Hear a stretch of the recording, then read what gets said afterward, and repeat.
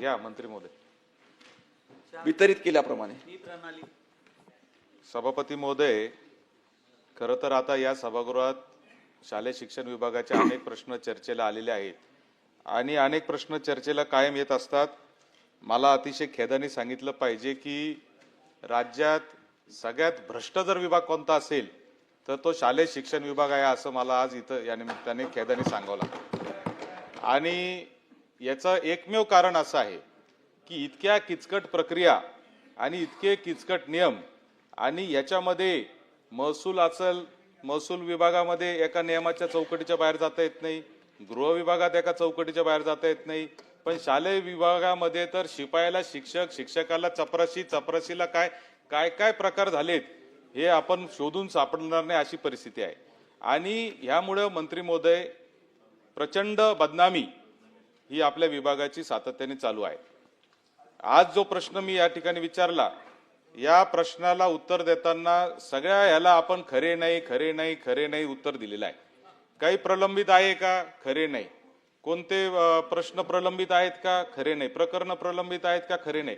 अहो खरे नाही म्हणजे सगळं जर काहीच प्रलंबित नसेल तर या आझाद मैदानावर लोक आंदोलनाला येत आहेत कशाला? कशासाठी दारोदार आज आंदोलन चालले? प्रत्येक जिल्ह्याच्या शिक्षण विभागाच्या दारासमोर आंदोलन चाललेली आहेत आणि ही वस्तुस्थिती आहे मंत्री महोदय। आणि मंत्री महोदय कोणी असले तरी विभाग म्हणून हे कधीच सुधारायला तयार नाही, ही वस्तुस्थिती आहे। आणि म्हणून माझे काही स्पेसिफिक प्रश्न आहे की महाराष्ट्र लोकसेवा हक्क अधिनियम राईट टू सर्व्हिस ऍक्ट 2015 साली राज्यामध्ये कार्यान्वित झाला। त्यामध्ये प्रत्येक गोष्ट किती दिवसात झाली पाहिजे याचा नियम आहे। सगळ्यात जास्त ऐशी की तैसी या जर कायद्याची कोणी करत असेल तर तो शालेय शिक्षण विभाग आहे। कुठंच नियम पाळला जात नाहीये आणि याच्यात जो पैसे खायचे त्या पैसे खाण्यासाठी ही प्रणाली नकोय तुमच्या लोकांना आणि म्हणून तिच्यात सातत फाटे फोडण्याचं काम हे सातत्याने चालू आहे। कुठेही ही प्रणाली चालू नाही। आज टाउन प्लॅनिंग विभागाने BPMS नावाची एक सिस्टीम चालू केली ऑनलाईन बांधकाम परवानग्यांची। थोड्याफार त्रुटी असतील परंतु अतिशय चांगल्या पद्धतीने काम करत आहे। पासपोर्टच्या ऑफिसमध्ये जर आपण गेलो, TCS कंपनीने काम केलंय, परत एकदा गेल्यानंतर माणसाला परत जावं लागत नाही पासपोर्ट ऑफिसमध्ये। पण इथं ऑनलाईन ऍप्लिकेशन केल्यानंतर हार्ड कॉपी जमा नाही केली म्हणून रिजेक्ट झालेले प्रकरण आज माझ्याकडे जवळजवळ वर्षभरातले कितीतरी प्रकरण आहे। आणि म्हणून माझा स्पेसिफिक प्रश्न मंत्री महोदय आपल्याला असा आहे की अनेक प्रश्न आहेत, या प्रश्नांसाठी काही कालमर्यादा आपण ठरवणार आहात का?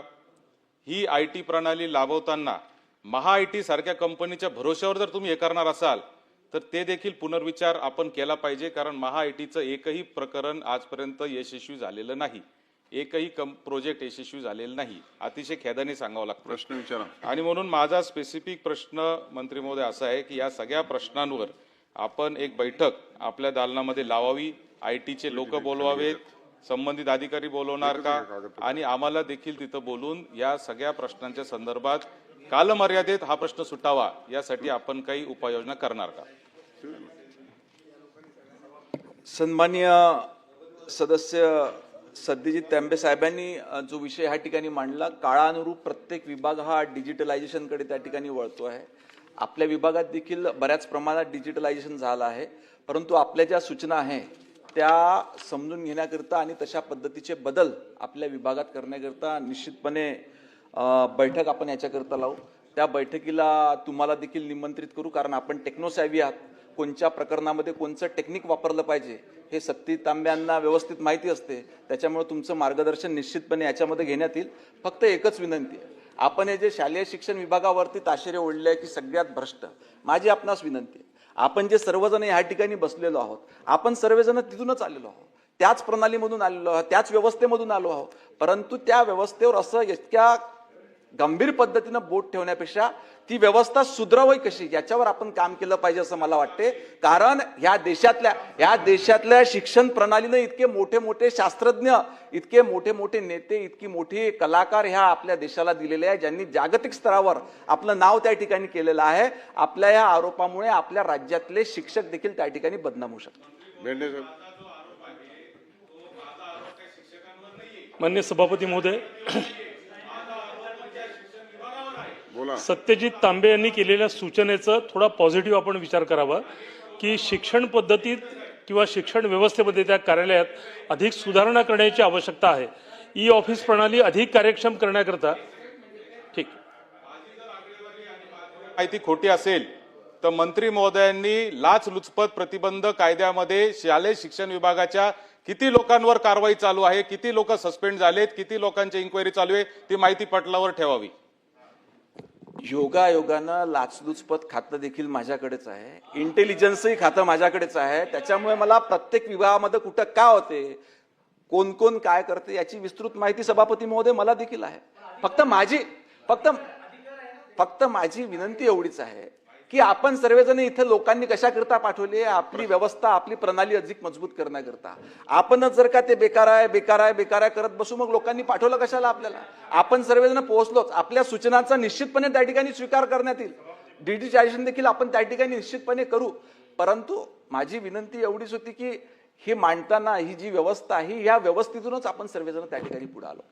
मान्य सत्यजित तांबेजींनी मांडलेल्या ज्या सूचना आहेत त्या जरा पॉझिटिव्हली आपण घेतल्या पाहिजे. याचं कारण असं की ई ऑफिस प्रणालीमध्ये अधिक सुधारणा करण्याची गरज आहे की नाही, तर नक्की गरज आहे. आणि ही अधिक कार्यक्षम करण्याची की आपली योजना आहे का याचा विचार केला पाहिजे. दुसरं असं आत्ता आपण मंत्री महोदयांनी उल्लेख केला की लाचलुचपत खातं देखील माझ्याकडे आहे.